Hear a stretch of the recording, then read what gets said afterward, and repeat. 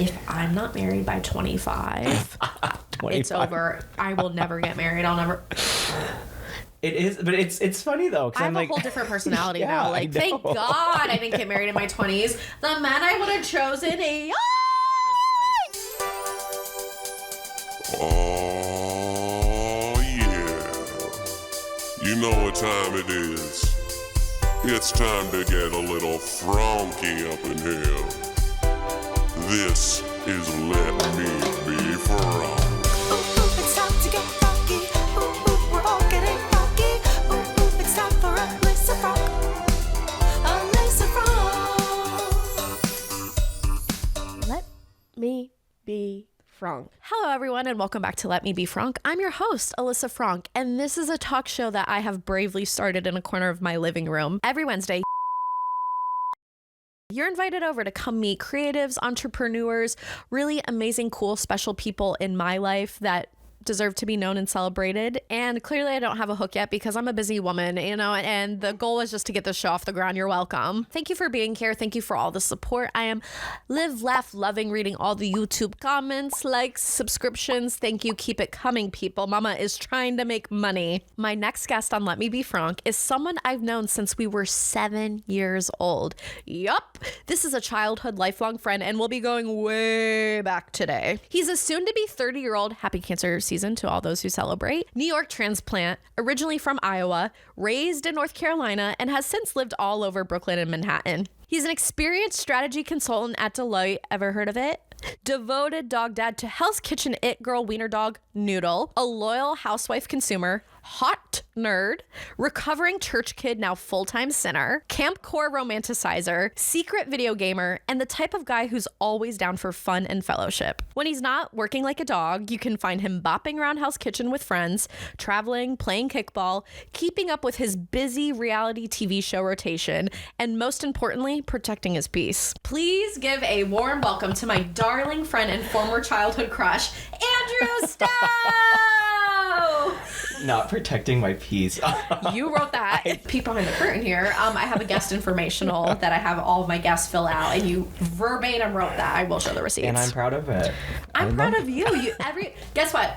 Let Me Be Fronk. Y'all should be protecting your peace. It's on you. That's your job to protect your own peace. No one else is going to do it for you, so you have to. Andrew, welcome to the show. Thank you for having me. I have seen this come piece by piece, and I'm so excited. As I've mentioned, Andrew's been around in my life for a while. I mean, he's been over to the apartment well before I started renovating it, well before my gallery wall came to be, before I even had the kahunas to start the show. So you have really been here from the beginning. You've seen me build this from the ground up. And I will say he is such a loyal supporter. He watches the show on YouTube at 1.5 speed. Shout out. I have nothing but respect for that. And you give me cute little reviews, and you've been so supportive. Thank you. It does mean a lot to me. Of course. I mean, I also think it's so cool.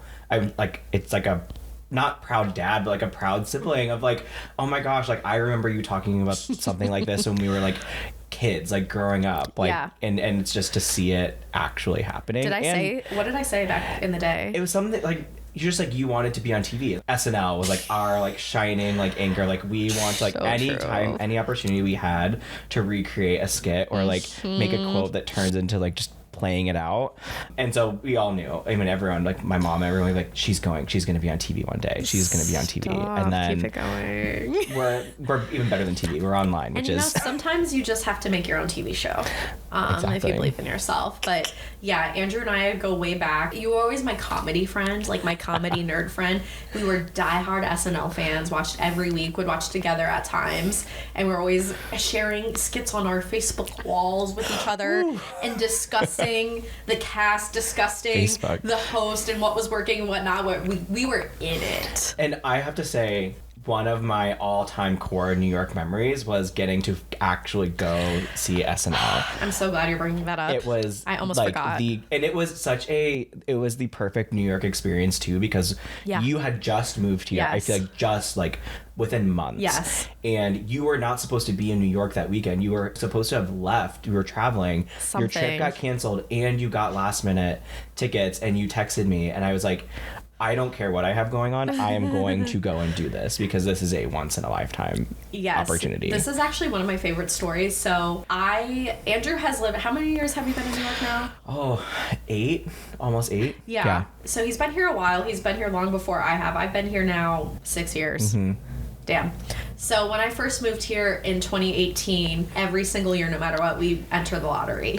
Like, we've done this for years and years and years. August 1st, August 30th. Never heard a word back, but we have this agreement. If either of us gets tickets, we're bringing each other. That's just like, that is the agreement. So I moved to New York 2 weeks into moving here. 2 weeks into moving here, I wake up one morning, I check my email. I got fucking tickets to SNL. Now, I didn't get them to the real show. I got them to the dress rehearsal, but arguably the realer show. you get more sketches. It's a little bit more intimate and special, but I mean, you still get tickets to go inside 30 Rock and see the show and see how the magic happens and see all the cast, all the guests, everything. So that week it was Childish Gambino was the musical guest and host. Mm-hmm.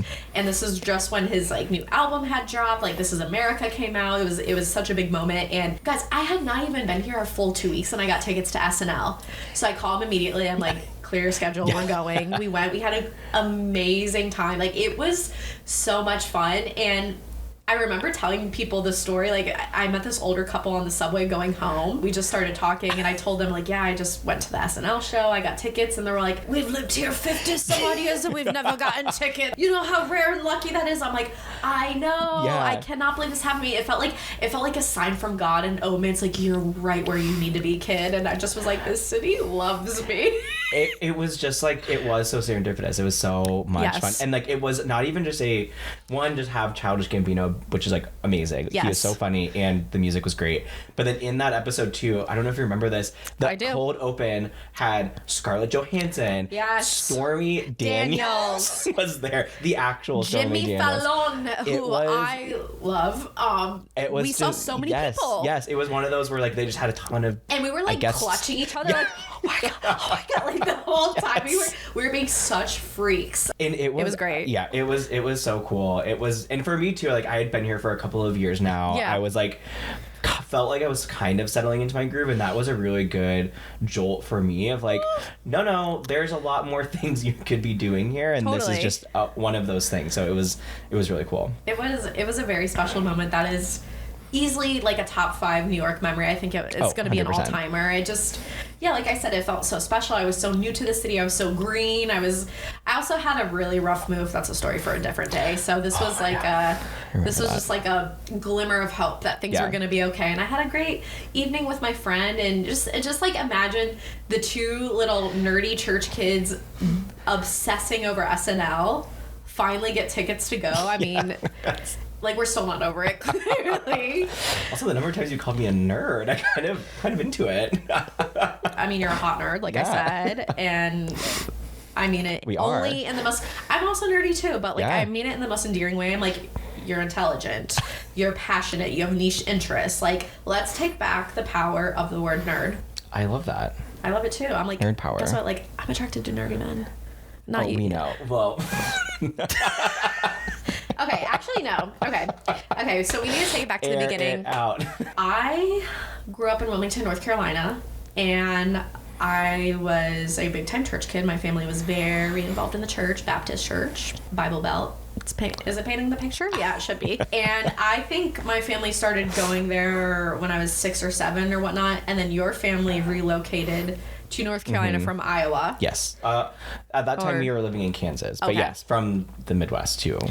Okay, so I was the new kid on campus for a minute, and then Andrew came in. Like, I just remember when he came in, he was such a cutie patootie, and something about Andrew, he was really fast. Oh my God. And I was so into that. Like, he was the fastest runner of all the boys in church. And even, keep in mind, we were young kids, so we're always playing games and doing, like, cutesy Sunday school stuff. We weren't going to legit big adult church yet, so we were always having fun and doing, like, very campy vacation Bible school stuff together. But I remember Andrew would always win the games because he was so fast. And I was like... a true athlete. Like, not gonna lie, I had a crush on him, and we eventually became friends, but I was like, this man is repulsed by me. Like, I just did not get any flirtation kid vibes back from me. I was like, he thinks I'm disgusting and he wants me dead. So Well, I didn't, to set the record straight, I did not think you were disgusting. It turns out, and you revealed this to me after I moved here. I never knew this. You're like, I had a huge crush on you. And I was like, excuse me? And I just, childhood crush. I had a crush on every girl that was in the Sunday school, though. Taste. I love me some Jesus. No, he loved a God-fearing young girl. He really did. No, you were a little bachelor amongst us. You had many a girlfriend. Not to I blow will up your say spot. my running was my biggest asset. I didn't have the height. I was We were very all skimpy. short then. It's okay. But my speed. Listen, this boy can book it. Are you so fast? No. Oh, I was like, you were so Absolutely fast back not. in the day. The pinnacle I remember of that aspect of it was when we would travel to compete in Awana games against other churches in the area. We would literally get on a van and drive like 2 hours to another church where other churches would come, and we would literally run around in a circle for 4 hours of the day playing different like games. And I remember one of the highlights of my childhood was getting picked to run like the biggest it was like a relay we had to run, yes. and I was the last person in the relay, and I remember getting chosen for that spot and being like, I've fucking made it. You made it. I have made it. You were the only appropriate choice, though. Like, no one else was beating you. But then I remember when we actually were at the games, there was I remember this so vividly. You had to run around 4 times. You had to run 4 laps and then run into the middle, and like you grabbed the cone, and if you're the first person, you got the most points. And there was the coach that was sitting there, because we had coaches for this. There was a coach sitting there, and she was counting the number of laps and was going to tell me when to run in, so I didn't have to count the laps. And I ran around, and she told me to run in, so I ran in, but I was 1 lap short. And so I got disqualified from that event. And I remember, back to me. I'm so upset that I lost, but I don't feel like I'm allowed to be upset at the coach. And so I'm just going to Totally remain their fault. upset at myself. And it was this wild, like, probably one of the first times where I'm like, oh, I'm allowed to be upset with grown-ups because they're not perfect either. They had It was so weird. job. You're a church kid, you get it. And I will say a church kid in the South in particular, because Bible Belt, Baptist, all that, but we were Sunday morning, Sunday night, Wednesday evening, and then in the youth group days we did more. But Awana was a big, if you know, you know. Yes. What was it? Can you describe Awana to the audience? It was basically a like weeknight time where it was like extra Sunday school. Basically, you came and you had little booklets, and you had to like memorize verses and learn different things about the Bible, and then you got points or like dollars, cash, if once you completed your book. You got a little badge, and like you were honored with awards if you had like memorized enough. And then if you were really good, you got invited to go to the Bible quiz events. I went once, didn't win, but I think that one's probably for the best at this point. There were so many, the church did a lot to keep us involved and enmeshed in biblical curriculum. So they had all these things for kids, like Wednesday night activities and games and tournaments and all these things. And we were just heavily involved. We went to everything all the time. I particularly enjoyed Awana because, yes, it was like a point-based system, but quarterly you would get to go to the Awana store and buy stuff. Oh, yes. And let me tell you, honestly, the Awana store changed my life. Do you know my first purchase ever? You're gonna die. With my hard-earned Awana points that I got from memorizing so many scriptures. It was dollars. It was like Awana bucks. Yes. Okay, so with my Awana cash, hard-earned, because I memorized so many verses, I bought the Metamorphosis album by Hilary Duff. Oh my god. It changed me life. That album is still timeless. There's nothing else you could spend that money on. No, I remember just buying tons of candy. I would just go home with bags full of candy that I would spend on the bucks on. It felt like freedom because my parents were never extra indulgent with me when we went to the stores. It wasn't like, you can get a toy. Like, no, it was very, very special to get a toy, get something extra outside of my needs. So when I got access to this store and they're like, yeah, you can buy anything you want with this cash, and I came across the CD, I was like, my mom would never buy me this CD. And I had enough money and I bought it. Oh my gosh, Awana Story Day was like, that was the day to go. Like if you missed that week, your whole kill yourself. Like, yeah, it was literally like awful. Like no, I would cry if I missed it because they pulled it out quarterly, and it's like, yeah, you could do candy, CDs. They had all kinds of good stuff. Honestly, they did it pretty. Whoever was stocking the Awana store back in the day, shout out, like you were doing it. It was it. That was the place to be. Yeah, church was a huge part of our upbringing, our identity. It was our community. Yeah. Even though my relationship to the church is different these days, I'm still extremely close to a lot of my church friends who I grew up with because they're like my lifelong friends, and we've seen each other through so many phases, and I love that I actually cultivated real meaningful friendships from it. And I don't think everyone is so lucky and can say that. Like, I know a lot of people's experience in the church is once they stop going to church, they kind of get shunned or no one talks to them.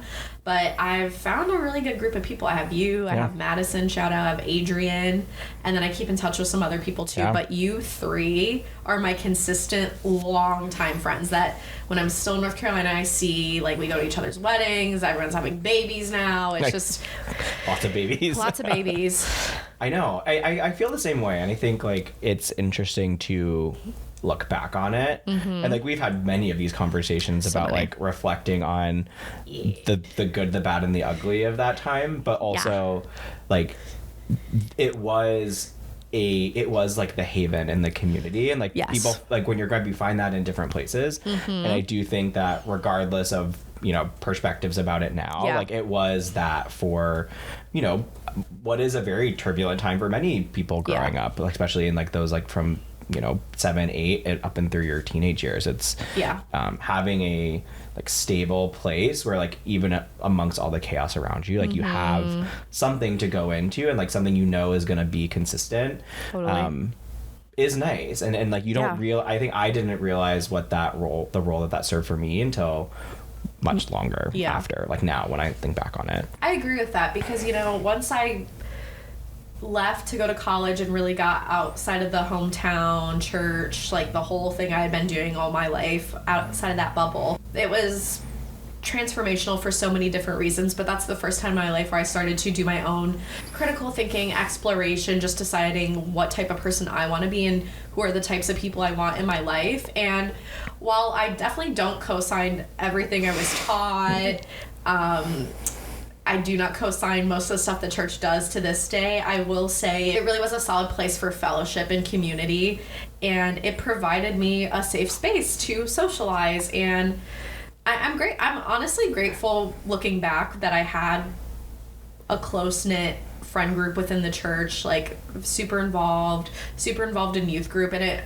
it kept me out of trouble. Not that I think I would have been this totally different person, but it was just something to look forward to and something I believed in and wanted to invest in. Between that and school and my home life, like I was busy. So yeah, totally. I the same way. I think like I definitely remember like me leaving home for the first time, which was actually in my junior year of high school. Yeah. And like that being started the first time I was like, oh, like I can actually form opinions about the world outside of like this ultra doctrine that I'm just supposed to accept as like, oh, someone tells me this is the case and so that's what it is. And it was like very challenging to like rewire. I'm sure you experienced it too, like rewiring your brain a little bit to like feel the, and not to say that I didn't have that like freedom growing up, but in certain aspects, like in things, how I think about the world, or like it's okay to like disagree. It's okay to think something completely different, and also being open to listening. So I think one of the things that I reflect on, that's like the things that I'm so glad I got more experience and exposure to, was being like listening and being open and actually leaving the space open to think that like, yeah, what I believed growing up or what I believe could be wrong. Yeah. Whatever someone else's believes could be right. But like, it's all at the level of belief where no one actually knows what's true or what's not. And so like, you just have to kind of lean into what you think, but also I think what's most important is like leaving the space in yourself to understand that other people might disagree, and that doesn't change their value or their worth in the world or in their space. Yeah. Exactly. Andrew and I have a lot of similar takes on this whole thing because we're not here to like bash religion in the church, because we can separate the the good from the bad. Like, there was a lot of good. There was also not a lot of great stuff. If we're being frank, if we're going to be real about it, we're adults now. We're allowed to say it. We're allowed to speak about our experiences, and our experiences aren't necessarily indicative of everyone else's, and vice versa. So just gonna say that just to be fair. I think we're both people who we appreciate most of the values taught to us growing up, but it was this interesting thing of like, okay, we are actively practicing religion. We believe in a higher power,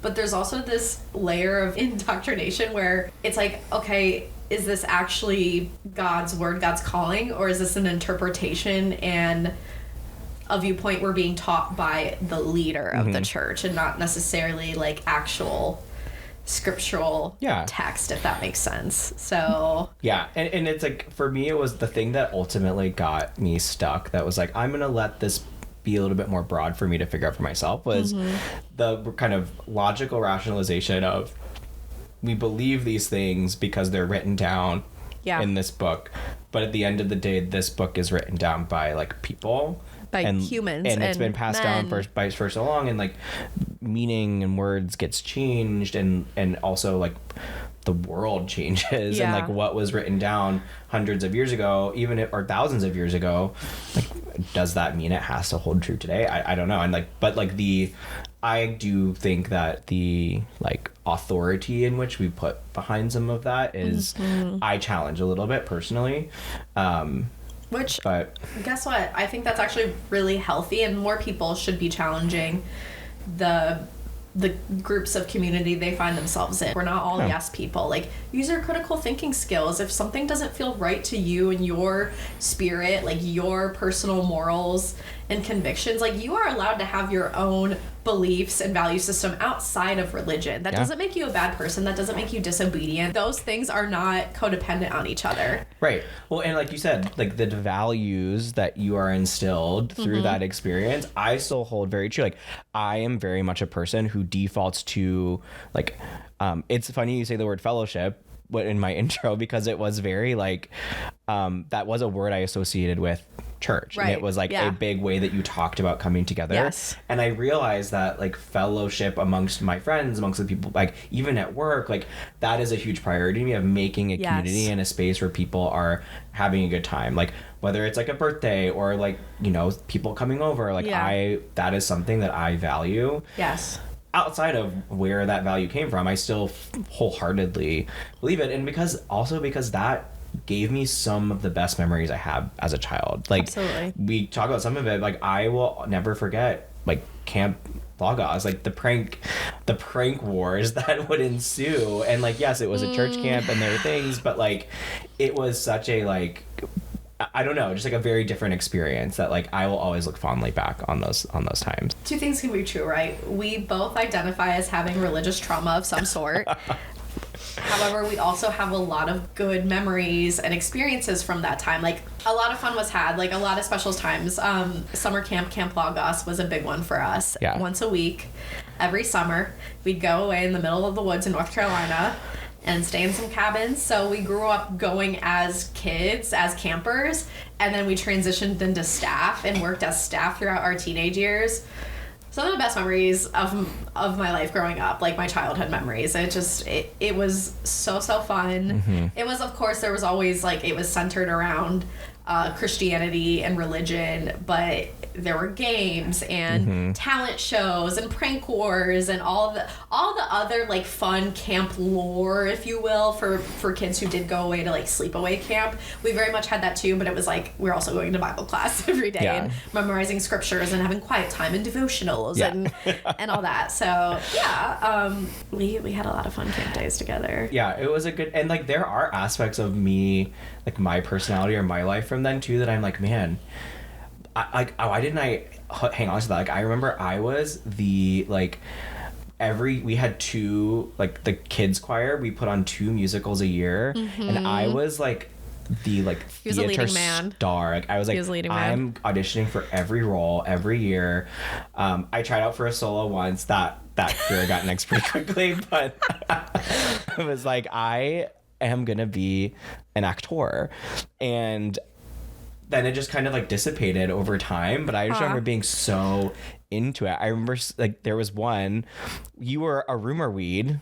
Okay, yeah. So in this one, we were huge. This was what? This was children's choir. Yes. Children's choir. We had put on 2 musicals a year, like a winter one and a summer one, I think. I think it was Acorns to O. Yes. Was the name of the play. You know, we would practice and play half the year. It was like very much theater. There were musical numbers, there was acting, all of that. So there was always an audition process, and me and you were always the kids going up for roles. Like, we loved it. And I did book a few roles back in my day. Oh yeah. And I remember that one too. Like, there was specifically this, like, so the concept of this musical was it's teaching you about like, oh, like you can like develop and like cultivate yourself with the right things and people. Yeah. And I like played sowing your seeds to grow into something fruitful and good for you. Yes. And I was this like nerdy professor character. I had like a white coat. I was building these like invention, and I remember there was such a bad and wow, they really messed that one up. Typecast. and your number specifically, it was you and Alex. Yes. Were the rumor Shout out leads. Alex. And the whole scene about it was that you guys were making fun of me, or like it was like the rumors were evil. about. Yeah, and I remember being so into the process of making this like the most high quality theatrical performance that it got to a point where you guys did your dialogue and then we sang a song about like rumors and everything. And I remember the director, shout out Jennifer, was like told me like, Andrew, you need to sing. And I'm like, I don't think my character would sing during this song because they are talking about me. And she said, I don't remember, so she looked at me and said, just sing the song. I was like, she was like, I don't have any more patience left today. Literally, we've been in this you've been there for like 5 hours. That and is like, you being 8 years old being like, I don't actually I don't think my character would like, be doing this. It's just like, if I could workshop this with you, Mr. Actor, for a minute, you are so funny. That was the end of my theatrical career. No, That's I had hilarious. I had a few more. There's actually the also most iconic one is the year that I did not get cast. I did not get a role, but my brother did. And he was like a surfer bro. It was like a surfing. Which one was this? I don't remember what it was called, but he was like a surfer bro Like, with someone riding else. the waves for Jesus. Literally that. I think that was the actual Tsunami Brothers in Christ, like something crazy. Yes. And I just remember though being like trying to be like, oh yeah, I was in the last one, so I don't need a role in this one, but I was pretty salty. And my parents have like video recording. Do they still have videos of this? They have. So this clip in particular, they have it. I have it on my phone still, so maybe I'll send it with you, share it with you. We're gonna put it in the episode. It's a shot of them like at my brother like on the stage, and then they pan up to me, and I'm in the rafters where the choir is, and I see them, and I like look, and I just go like to the camera, and I was such a snot. It ruined the whole thing. I don't think that ruined anything. I think you added. That's hilarious. I'll send you the clips. Was it the one about the like business one where we were wearing like the big button down? It might have been. I can't remember all the play name, but that was the play that taught me how to spell success. SUCCESS. That's the way we spell success. Yeah, it was that one. I learned at least one thing per play. Oh yeah. My breakout role was I was Phoebe of Perea in Hotel Bethlehem.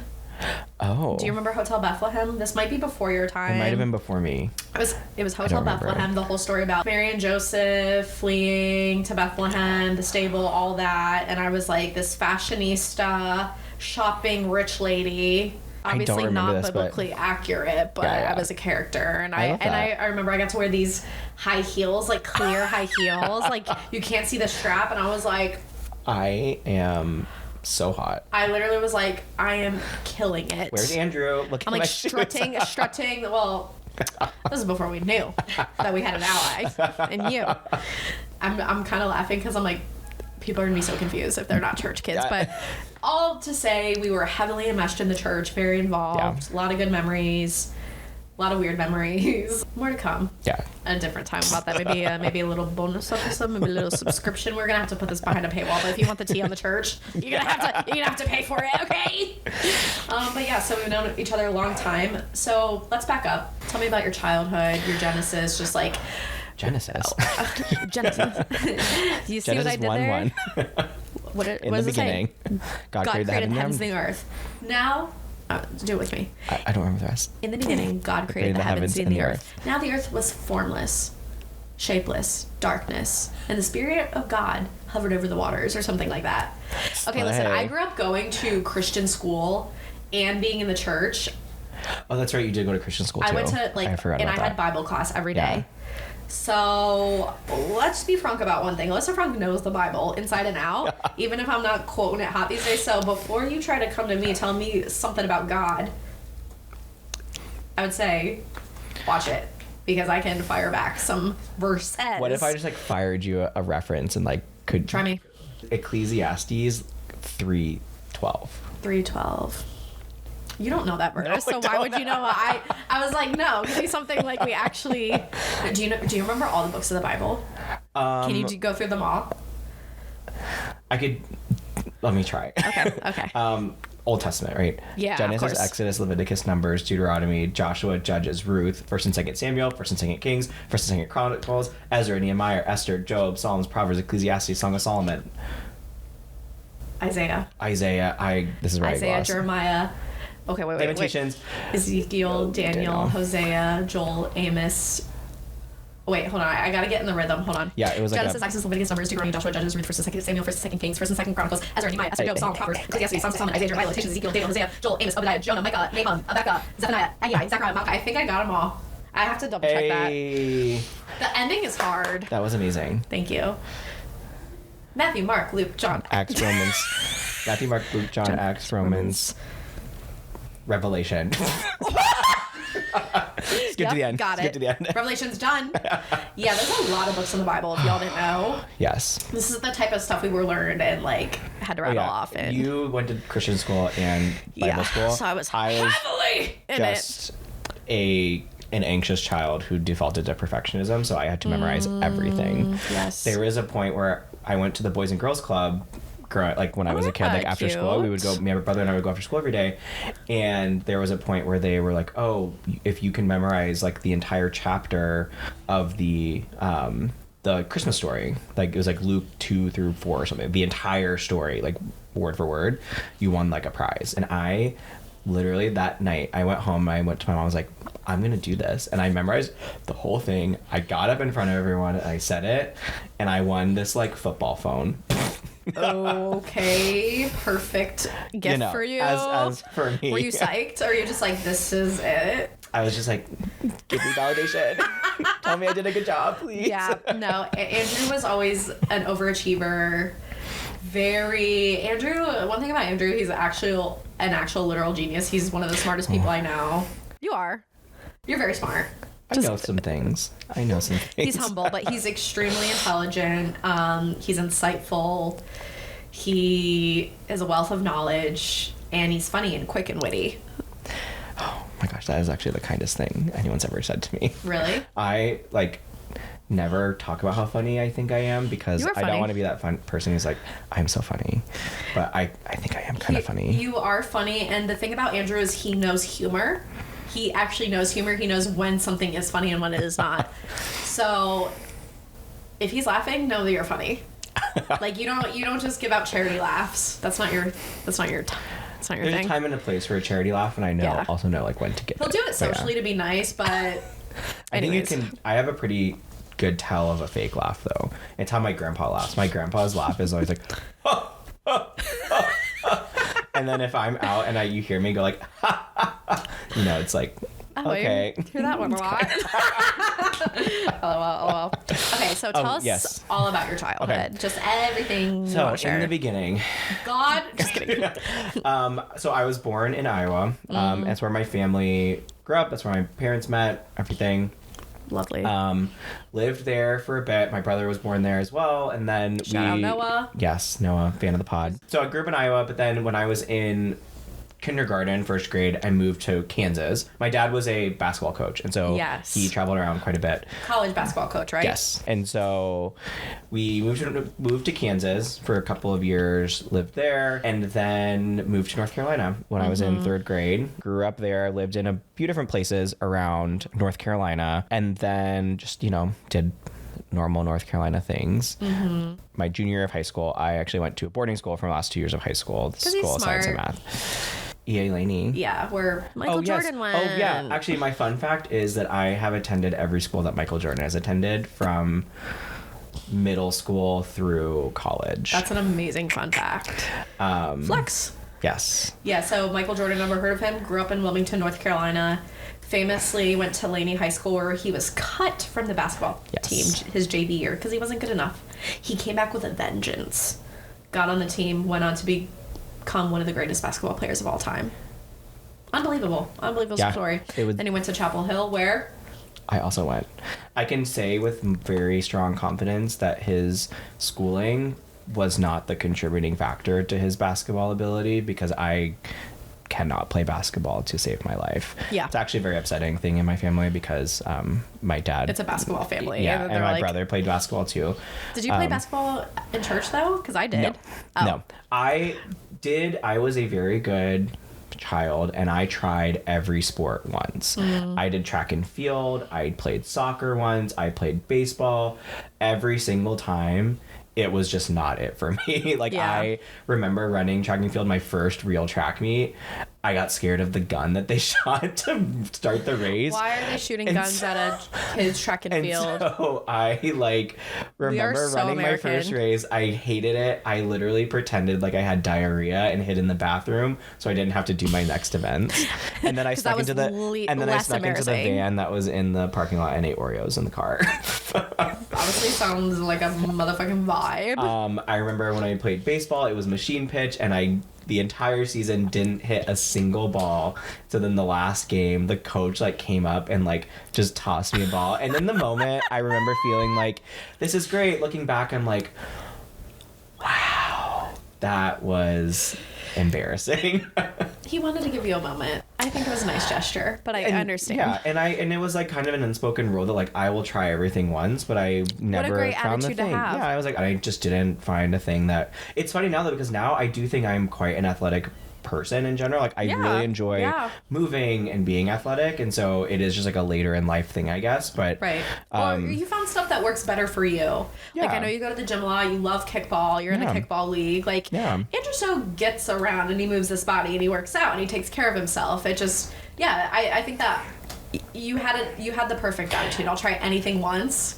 Yeah. But if it's not for me, it's not for you. And so I don't know that was an intentional attitude I had when I was a kid. I don't think as a kid I was I'm going to try everything once because that is the thing. That's the good thing to do, you know? No, you didn't have that level of awareness, but you were willing to give it a shot. Yeah.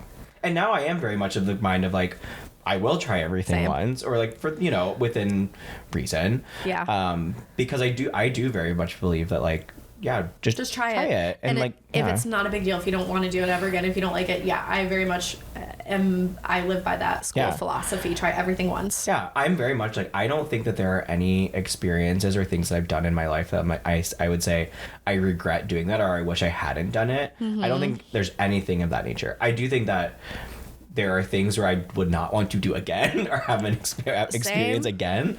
But I'm glad that I did it. Like what? What is something you did and you hated? The Q train to come to Brook. No, I'm just kidding. No, I don't know. What would be a thing? I think that when I moved to San Francisco, that was a thing that in the moment, I don't regret it at all. And it was the right thing to do in that moment. So I left. I lived in New York for, it was 4 years at the time. And then end of 2019, I moved to SF. And it was intended to be I'm just going to, time for a refresh, time for a restart. And I get there and I was still traveling back to New York pretty frequently. And so I wasn't really stable in SF. And then it was February 2020, finally stopped traveling. I was I am so ready to live my San Francisco life. Boom, everything shuts down for COVID. And so but the silver lining was my roommate had just moved out, and so I was looking for a new roommate for that apartment, and the landlord was these really, really fabulous older couple, and they're oh, you know what, don't worry about finding a new roommate. We don't want you to have to worry about bringing someone new in. So we'll just pay half of your rent until COVID's over. I don't think that they thought that was going to be like 8 or 9 months later. But I essentially had this really nice 2-bedroom apartment in San Francisco for the time of COVID. And it was like, so a mansion. And it was, amazing. Honestly, it was like, I had this huge space to myself, working from home. I was comfortable. I couldn't imagine the apartment I was living in New York and that happening. Like it was a blessing in disguise in that respect. But I don't think that I would do that kind of move again at this point.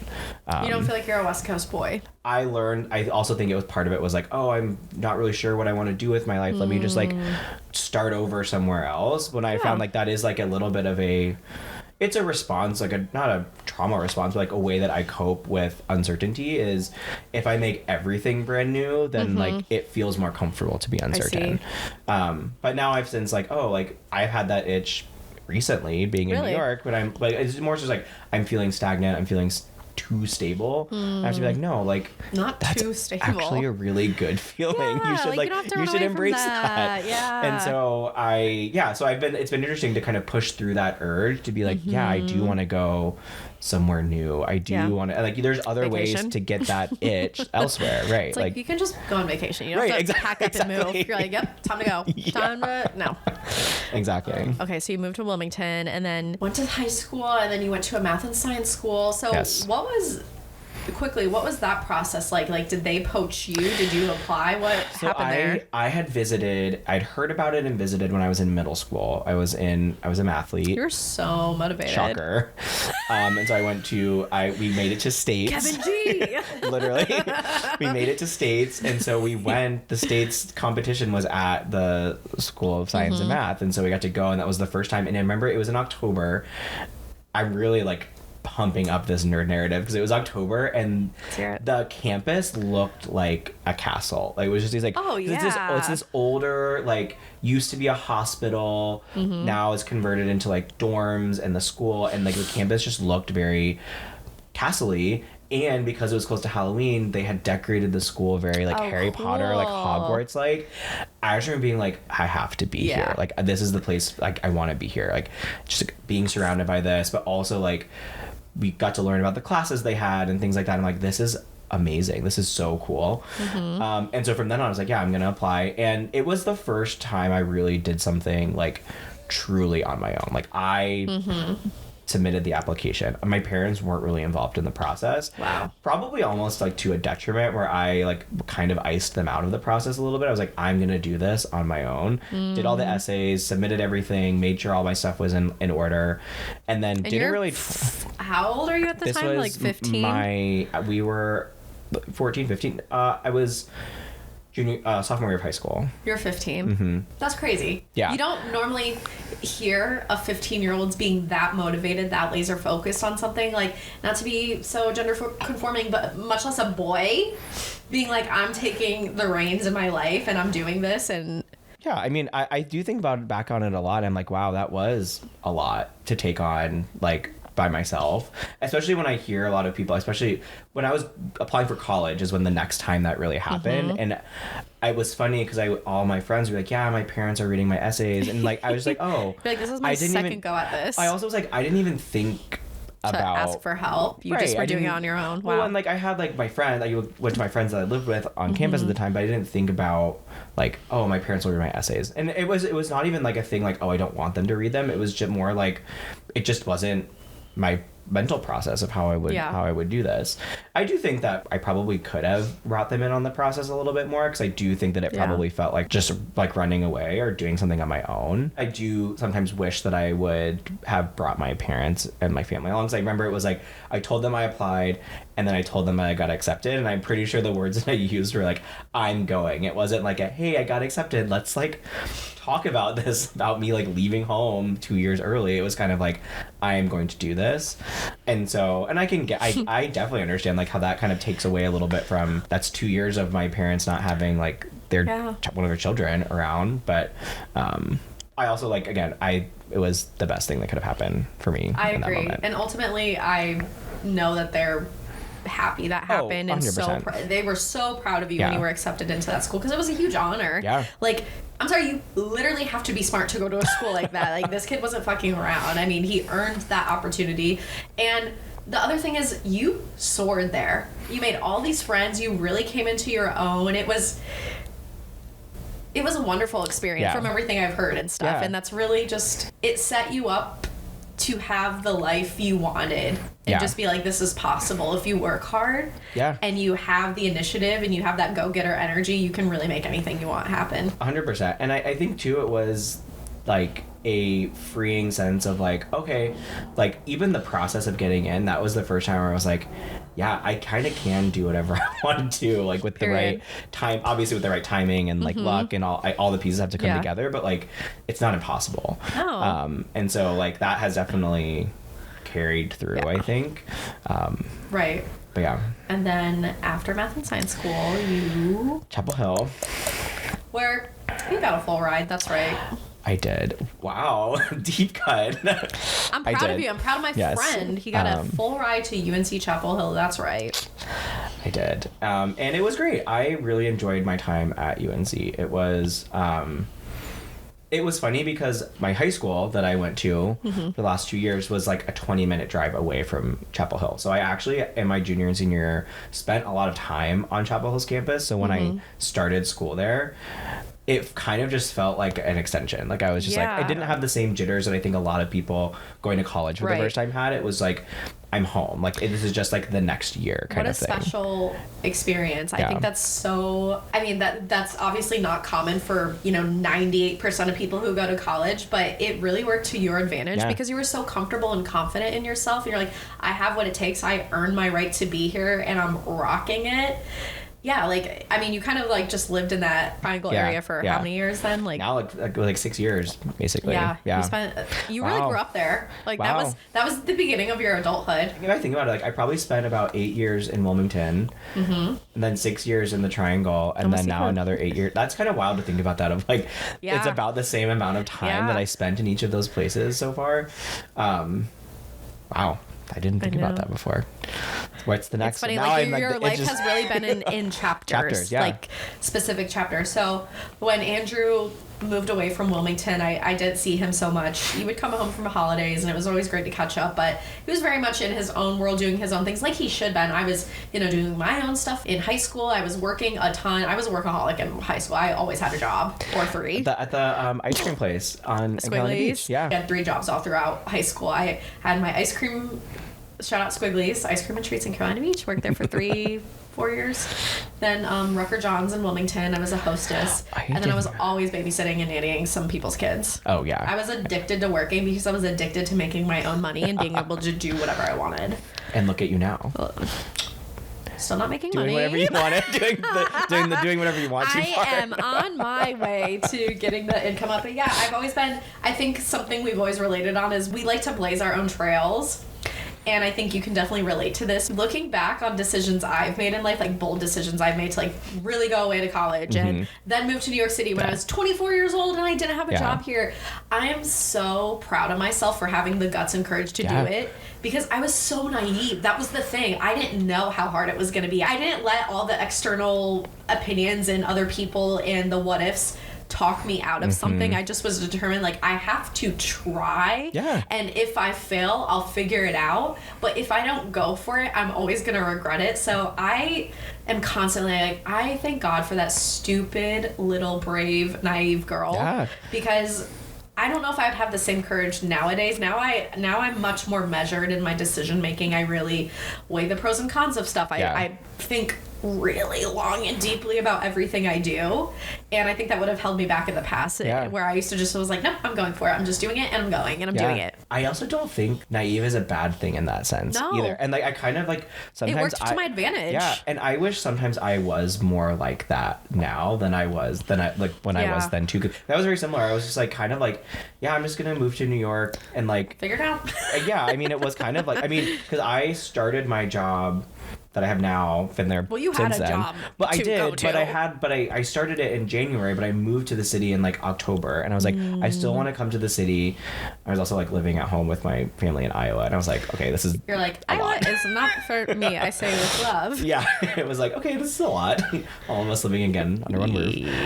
What a transition. And I was like, I need to get You're to like, the I city. haven't been here since I was 15. Yeah. Like, you're like, I'm not gonna do a chore. Are you kidding me? I remember like coming just being like, yeah, I was like, I just want to like find a little job to do, and I found one. I just like kind of just showed up for 4 months. Like, yeah, I'll do this for 4 months and then do the next thing. And sometimes I do get into that mode where I'm like, yeah, I am just gonna book a flight to wherever for the weekend, and like, yeah, I'll take the dog to daycare and like hop on a plane and go. And like those are sometimes the best memories. Like Totally. a little bit of, and maybe it's not naivety, but like ability and like freedom to just make a rash decision. Yeah. And recognize that there will probably be consequences to that decision, but you have the skill set to cope with whatever those consequences would be. And I think it's fine. I also think it's a large part of that is like you have this internal confidence and trust in yourself. Yeah. You could not tell me anything in my younger 20s. I was like, I will make it.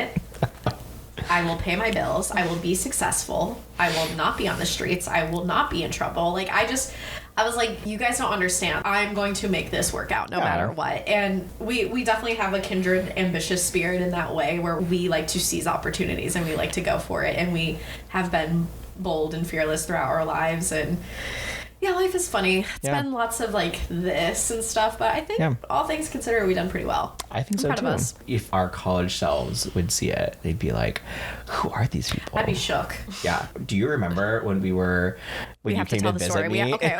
We have to tell the story. So when Andrew went away to high school, we didn't get to talk as frequently, but we would, text, Facebook message here and there. I would see him like twice a year. So we definitely weren't as close as we were, but we knew we were lifelong friends. Yeah. We're like, we've known each other for so long. There's love there. We're in our own little bubbles in our own little world, but when we saw each other, it was great. And we only went to college 2 hours away from each other. I had a car, he didn't. So shout out no license. Yeah, still does not have a license. That's my other fun fact. I've never had a driver's license. Yeah, I've been driving since I was 16 years old. College went by in a blur, honestly, and then our senior year, we still have never visited each other. Mm-hmm. So right before we graduated, I'm talking about weeks before graduation, Andrew invited me to come up and hang out.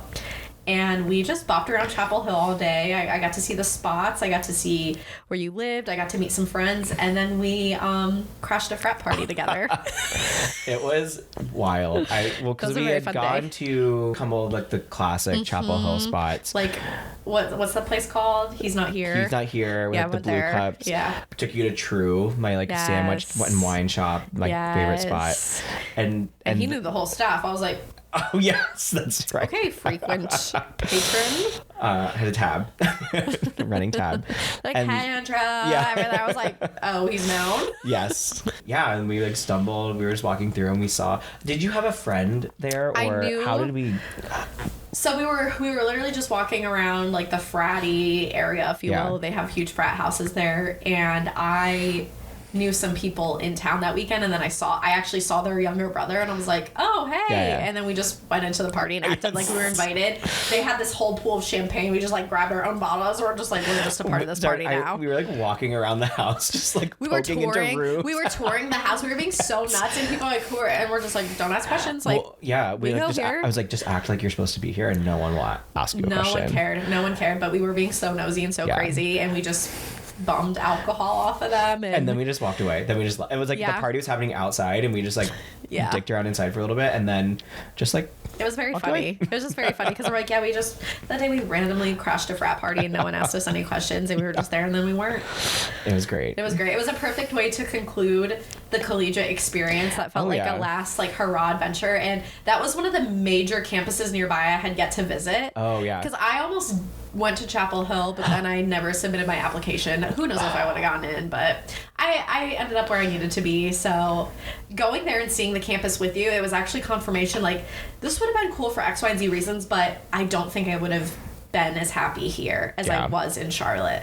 I think Charlotte was a much better fit for me because Chapel Hill just felt really small to me, honestly. Yeah. And different strokes for different folks. You know what I'm saying? Would you move back to Charlotte ever?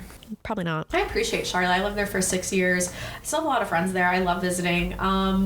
I really truly felt like I outgrew it. Yeah. When I moved, I left Charlotte and came straight to New York. I was itching to get out of the South in particular. I just felt like I wasn't finding the job opportunities I so desperately wanted. The lifestyle much slower. Just, I didn't feel like I fully fit in. Yeah. I wanted to be around more creative people, more eccentric people, faster paced lifestyle. I wanted to be more in the nucleus of what was going on, because I'm a lover of socialization and arts and culture and all of the above. So coming here felt like coming to Disneyland, but I don't like Disney. It just was like, I was like, this is what I'm looking for. Right. Like, I was just like, I am one of these. I feel like I'm truly a New York eccentric. Yeah. Like I fit in here. These are my people. So now you're in New York. Been here 8 years. Minus a small little detour to San Francisco. Right. But which, glad you took it. Yeah. Glad you came back.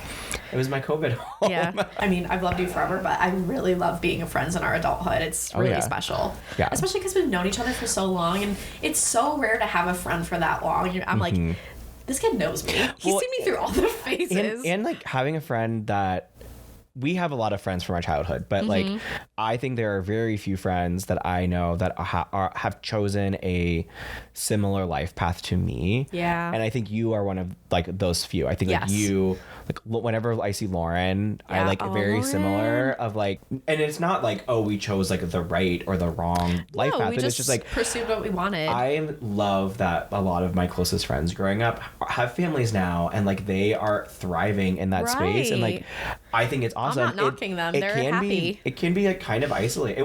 I remember specifically like the first couple of years, or like our last year of college and then the first couple of years after, like there was a little bit of an isolating feeling of like, man, all of my friends are getting married and having babies, and like I'm literally not like me. You're like, at least I have Alyssa. Well, no, I was like, I'm and like that girl is always single and has nothing going for her on the relationship Well, it got front. so overwhelming because it was like, you see those memes of like, oh yeah, like my friend is like asking like what preschool their kids are going to. Also, this friend's this, and then it's like layer is like, we're talking about people from the South. It's much more traditional. Yeah. It is more common to get married earlier. My sister got married at 24. My brother, my brother's still a little older, but still, he's about to get married. It's just more common to settle down, and we live in a different place. Yes. Like we live in a bubble of a place, if you will, where people pursue their careers and their lifestyles, and those things are much more delayed, or that's just something people don't want to pursue. And it's like,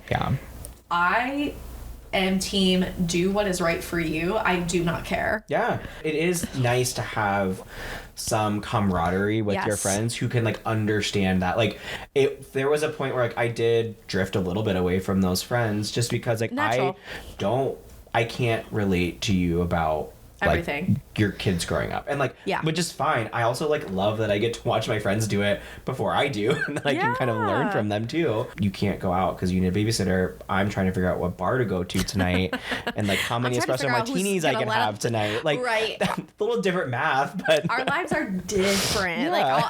And I feel like I have a pretty split life. Like I have a huge community of North Carolina people. Like most of my best friends, most of my closest emotional support is in North Carolina. My family, a lot of them live there. And then I have this whole New York life full of people more like myself, like people pursuing their careers and doing cool, interesting things and are going out and socializing. And it's just much more of a free lifestyle, if you will, or not as traditional, not as tied down. And I really need both to feel my best and most complete self. Like I get a lot of nutrients from my friends who are now parents and getting to meet their kids and invest in those relationships. That's honestly been so wonderful and special. Like I love all my kiddos. I'm auntie list to all my friends' kids and then my own nieces and nephews. So I have a plethora of kids and a new generation to love, and I'm not pursuing that. Like I'm entitled to change my mind at any time, but like I don't really want kids. So I feel like I get all the nutrients and the boxes checked there, but I also still am able to live the life I want. I feel like I have the best hybrid life ever. 100%. Yeah. I feel the same way, and it's funny, like I used to tell myself, and I used to say this publicly, which is kind of embarrassing, but I feel like And he's about to say it now again. If I'm not like married or like have a kid by the time I'm 30, I'm gonna do it by myself. And being 2.5 weeks away from turning 30, So soon. absolutely no way in hell that will be happening. Oh no. But Andrew, it's I just used to say, funny. be like, if I'm not married by 25, it's over. I will never get married. I'll never. It is, but it's funny though. 'Cause I I'm have like, a whole different personality Yeah, now. I Like, thank know. God I didn't get married in my 20s. The man I would have chosen I've seen some of them. Yeah. It takes all the no's to get to a yes. I No, think it that's does. And even now, like, I am in my 30s. I'm 6 months older than Andrew.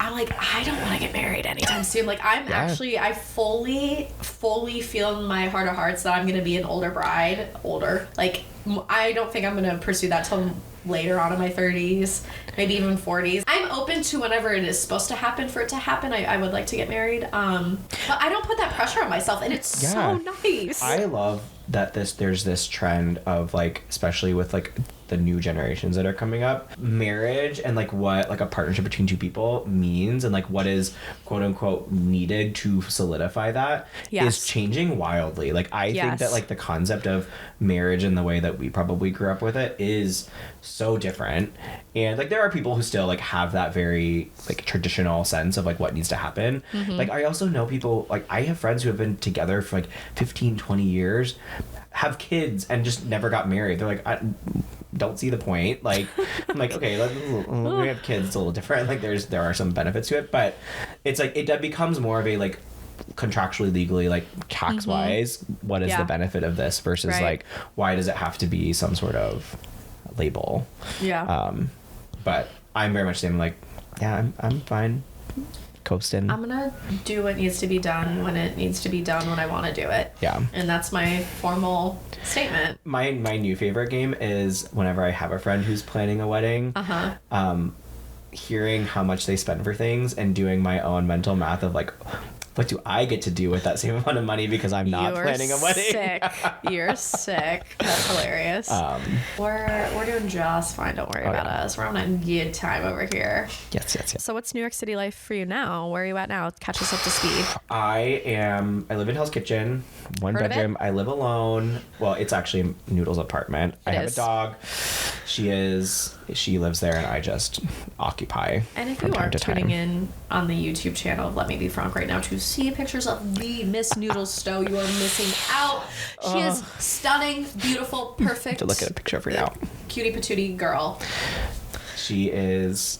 I feel like she was the missing puzzle piece in your life. She is like she's completed. She's completed love you. of my life. She keeps me grounded. She keeps me accountable. Yeah. She loves to cuddle. She Jealous. does poop on the floor sometimes, which is not great. Same. But I'm Mooney, kind of not like me. Mooney does that. Mooney, sometimes I have accidents with Mooney, so I feel you. but like she's so small. She's a mini dachshund. You've seen the pictures, so her poops are like that big. So it's like honestly, I'm like Easy. good for you. I've seen rat poop bigger than that. Exactly. I mean, rat's bigger than that. But she is so great, and it's funny. Like I got her Almost 3 years ago. Oh, that was such a cutie day. Yeah. She was such a baby. She was so little.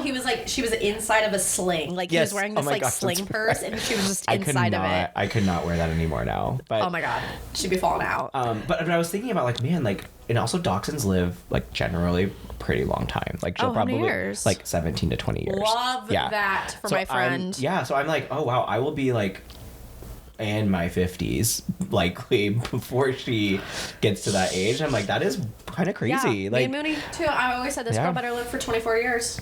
Yeah. I'm not taking anything less. Yeah. I'm gonna have her till I'm in my 50s. That's, I mean, like we're growing up with our pets.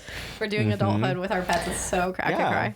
So, but she is amazing, and she's a special girl. Fun to like have her in the city too. Like she is such a city dog. Like she's a city girl. It is so funny. She did nothing phases her, but you put her on some grass and she freaks out. Like she does not know what to do, and it's so funny. She also, though, if I take her home, will not poop or pee on the grass. She will only poop or pee on the sidewalk when she's at home, like in Iowa. And I think it's my parents think it's the funniest things. It's like you have literally nothing but She's like, yard. this is what I know. Concrete. Grandma and grandpa. I love to put my butt as close to the hot concrete as I can. Oh my God, I didn't even think about that. Ew. Oh, Noodle. Icon. Love that you have her. Yes. But she's great. And then, yeah, other than that, I am just kind of like vibing. I feel like love. I'm in this place where career-wise, I'm starting to settle quite a bit. Yeah. Like I hit this last year like a pretty good like work milestone, like promotion-wise. Ayo. And so, but He's it's also making money. You have to 6 digits at least. Here. But then but like I'm at a point too where I felt like up until this point it was always like, oh, once you're at that level, you have to start chasing the next level. And there's a little bit of space in this one where I'm like, I can actually just like you can do just my enjoy job it for a bit. Yeah, like let me just like do my job, get good at it, figure out if this is what I want to do. And it's kind of nice. And to like do it with like an income versus as a 21-year-old where I was like, talk about naive. I convinced myself that I'm like, I have enough money to thrive in New York City. In your Brooklyn closet apartment. Right, exactly. He literally lived in a closet at one point. Closet. He literally like... You couldn't have the bed, which was a futon, down and the door open at the same time. Like it had to be one or the other. That is special. Everyone has those. Everyone starts somewhere, and look at him now, thriving in a high-rise. It's glamorous. It's beautiful. It is sometimes doorman nice. Building. Yes, it doorman? is beautiful. Yes, of course. Give out 2 balconies, I think. Just one. Okay. Just one. I'm out here spreading lies. It's funny. My mom and my aunt and my friend were in town last weekend, and I took them up to my apartment, and like literally, like they didn't care about anything in the apartment. They beelined straight for the balcony, of course, they wanted to see the view. I was like, I just need to change, and like the entire 10 minutes we were in the apartment, they were like just taking photos and like standing outside. Can you blame them? No, and like I guess I do take it for granted a little bit sometimes, but what I would give. To have a private, I do have a fire escape, and I've been utilizing that more. But what I would give to have a private outdoor, even just a sliver of patio. It is. And honestly, what's crazy is this is now my second apartment in Manhattan that I've had that has like an outdoor space. Oh my God, your previous apartment, he had this whole nice backyard patio setup. It was good times are had there. Andrew threw quite a few fun parties there. Good times are had. You grilled me hard in front of my friends on my birthday. Asked for it. I did. I was only playing the game, and then everyone thought I was a demon after that. No one thought you were a demon. They were just like, they were honestly like, Alyssa Slay. Whatever. I'm allowed to. I've known you this long. It comes with the territory. Yes, like you can roast me, I can roast you. Like we're absolutely fine. Andrew, now is the part of the show where I must ask you the essential core question of the show. Yes. What is something you'd like to be Fronk about? I have thought long and hard about this. Of course you have. I talked to you 2 weeks ago, so I'm thinking long and hard about this. He has been meticulously poring over this. I have 2 answers. Okay. Let's hear both. So one is I need to be Fronk with the fact that a bar is only as good as the bathroom that it offers to its patrons. And what I mean by that is that there are some bars that I think should not allow people to be in their bar because their bathroom is absolutely disgusting. The whole place needs to be shut down for business. Yes. It is Can we please normalize pooping in a bar? Because you're drinking alcohol, you're eating greasy food. You're wreaking havoc on the system. Floor to ceiling walls and doors for single-star bathrooms are a must. Yeah. It provides safety. It provides comfort. You can do what you need to do in peace. And it's not like you're going to be sitting in there for 10 hours on your phone because you're there with your friends. So, like, just give us that. And the priority of if I say yes to go out or not to friends now is depending on if we're going to a bar that has a comfortable bathroom or not. Period. You are really approaching your 30s. And you know what? I'm entering my 30s. That is the telltale sign. Yeah. But I'm sorry. Y'all haven't seen a nasty bathroom until you've come to New York. There are some horror stories. Yeah. I'd rather go outside. I would rather go outside. Naked. Or in my clothes. I don't care. As long as it's not in that bathroom. No, there's some disgusting hells. But I will say, in the city. With as many disgusting ones, there are some like crown jewel, just like you got it right. Like you some people got it. Right. take the artistry of bathrooms seriously in this city. Like, you know, when you're at an establishment that respects architecture and design. Yes, and yes, it's not even cleanliness is one thing, and that's table stakes. I think that is like everything should be that. But like, it's the like architecture and the spatial design of like, how do you enter, how do you navigate between like a urinal or a stall in the sink? Is there space to maneuver where you're not bumping into each other? Do you feel like you have privacy, or do you feel like when you walk out you're gonna walk in this big in the door? Right, like there are so many things that go into it, and I think everyone should pay attention to those things, and I think you should pressure the establishments that don't offer you the right kind of accommodation in that sense. We are boycotting establishments with nasty bathrooms from here on out. Well, there is one that has really good drinks, so I probably will still go there. But all in all, yes, I agree. He's such a Hell's Kitchen boy. He's like, you can't keep me away.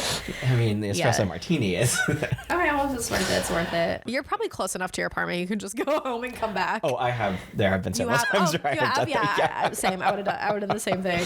No, this city is so unbelievably gross sometimes. It's wild that we willingly put up with it. Yes.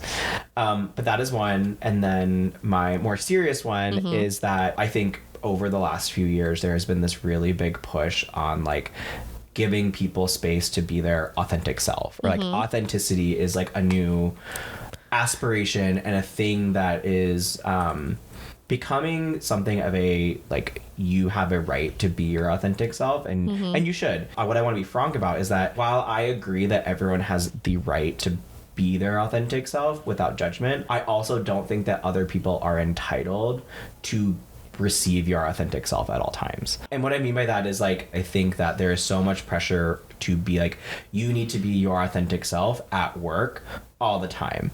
And I think that to be able to do that is great, but also like there are times where like I don't think that I want to give you my full authentic self. That is a very vulnerable thing. It's a very like important thing about like, yeah, like, do I want to talk about what I'm doing outside of work on the weekends, or even like when I meet new people, right? Like I think a lot of times like people go on a first date, or they go on dates, and even when I watch reality TV, people are like, oh, like, I don't know, that just doesn't seem like a very authentic version of themselves. And it's kind of like, well, yeah, if you're meeting someone for the first time, I want to be myself, and I'm not going to give you every aspect of myself in the most authentic way.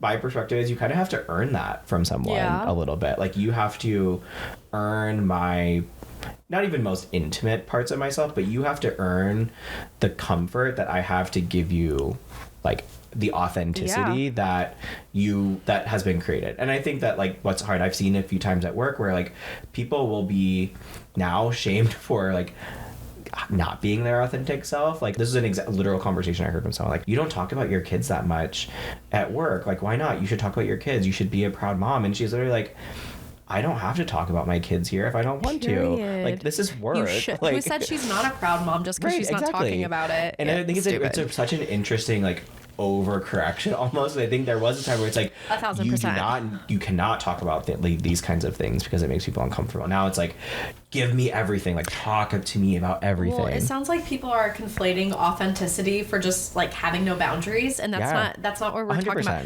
Authenticity is a state of being the version of you that is most aligned with your morals, your beliefs, like your core.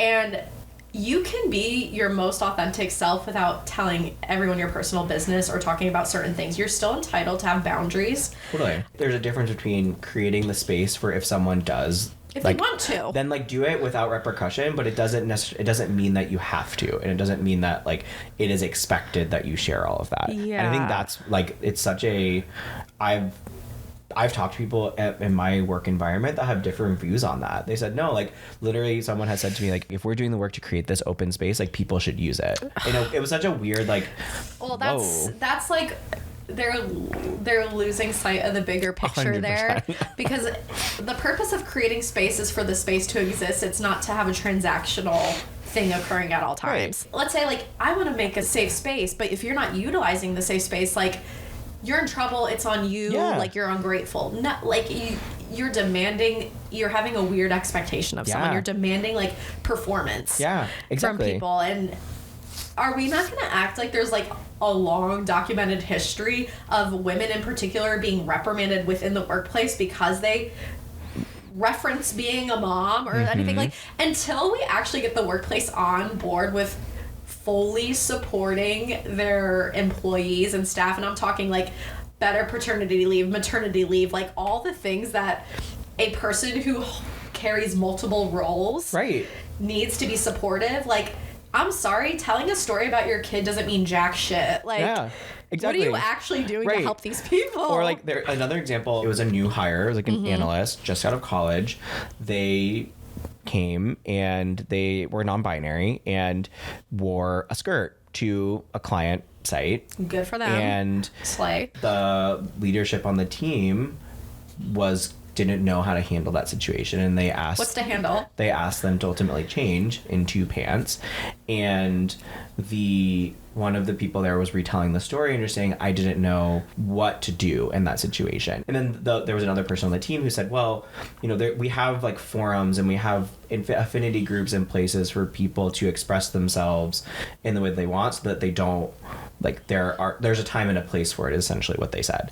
And I remember thinking, like, talk about performative, where it's like you're not actually creating, you're creating a quote unquote safe space, but you're actually not, but then you're dictating you're isolating them, isolating it. But then you can't, like, then people aren't, but they're not allowed to express themselves in that way, like, outside of that. Please be your authentic self. Also, if we don't like what you're wearing, we're sending you home. But be your authentic self in the box that we have taped onto the floor. Of the authentic box we approve. Right, exactly. If it's outside of the box, no, don't do it. And it's hypocritical. And like, I do, like, recognize that it's not an overnight change, but I do think that on all fronts, I have a lot of friends, especially right now, who are like having kids and getting married and having babies, and like, there is still, as much as they want to say, there's still such a stigma around maternity leave and paternity leave, and like, people are getting dinged in their performance. It's just like, I find, like, let's work on the things that really matter. Exactly. And like you should absolutely make it so that's like, I don't have to hide any of that, but also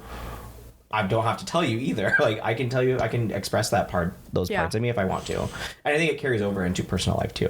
But how about you just hire people who are qualified for the job and you let them be who they are, and whatever they are willing to share is on them. Because guess what? If someone's not constantly worrying about what they are or not sharing, they're going to be more productive. They're going to be better at their job too, if they don't have to, on top of their job, also think like, oh, did I mention my kid today? Yeah, no, or like, it sounds like am I wearing something that's like okay, or it's going to draw attention? Like, it sounds like an unnecessary hoop they're creating for 100%. People to jump through. 100%. I didn't know this was going on, so this is really interesting to get more insight to the current corporate world going on. Like, I've departed from corporate, thank God. What a toxic little place. Not like you're like corporate. I'm saying corporate tends to be big C tends to be toxic. Yeah, and it's always stuff like this. They're like, yeah, we're gonna do a pride lunch today because we love the LGBTQ plus community, and it's like, do you? Yeah, right. What do their benefits look like? Yeah. What does their time off look like? Right. What does their health care look like? You're making them work in June. Let's talk. Where are your charity dollars going? What kind of organizations are you supporting? Yeah. It's a big machine.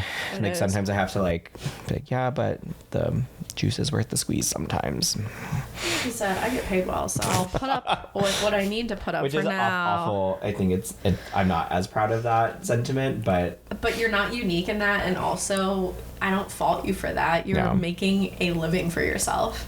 My workplace in general, I find to be fantastic, and I think these are more of the like one-offs and like anecdotes versus people that I've surrounded myself with are like they're the ones. So yeah, those are great.